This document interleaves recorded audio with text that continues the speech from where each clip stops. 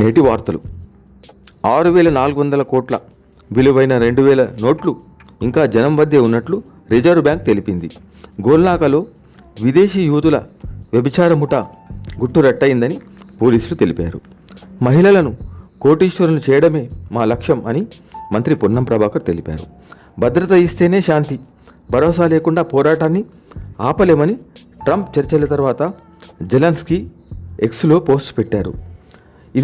ఇది ఇలా ఉండగా ఉక్రెయిన్కు ఐరోపా దేశాలు సంపూర్ణ మద్దతు ప్రకటించాయి.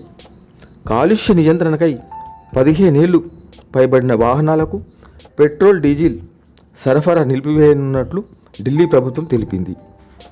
14వసారిగా తండ్రి అయిన ఎలాన్ మస్క్ 079999 ఫ్యాన్సీ నంబర్కు 9.37 లక్షల ధర పలికిందని రంగారెడ్డి జిల్లా రవాణా శాఖ కార్యాలయం తెలిపింది. నేటి నుంచి ఇక రంజాన్ సందడి. అమీన్పూర్ పెద్ద చెరువులో జేఏసీ పేరిట దందా, హైడ్రాకు ఫిర్యాదు చేసిన బాధితులు.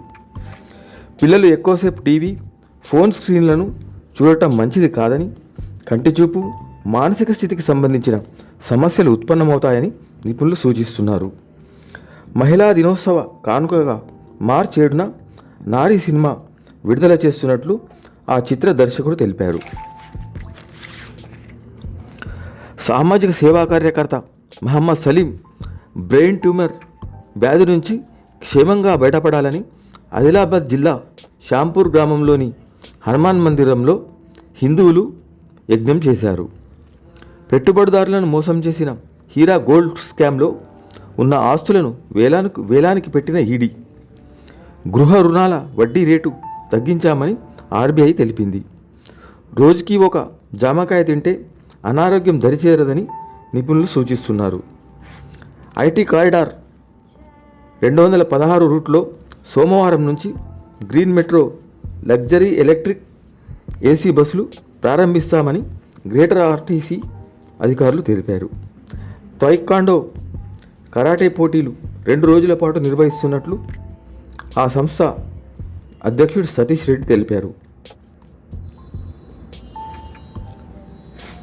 హర్యానాలోని హిసార్ పట్టణంలో రీటా అనే యువతి ఆస్తి కోసం తల్లిని చిత్రహింసలు పెడుతున్న వీడియో వైరల్గా మారిందని మరియు రీటాపై కేసు నమోదు చేసినట్లు పోలీసులు తెలిపారు. రాజస్థాన్లోని మాలాపూర్లో ఉపాధ్యాయుల పరీక్ష రాస్తుండగానే పురిటి నొప్పులు మరియు ఆడబిడ్డకు జన్మనిచ్చిన ప్రియాంక చౌదరి. పరీక్ష పూర్తిగా రాయలేకపోయానని ప్రియాంక చౌదరి అసంతృప్తి వ్యక్తం చేసింది.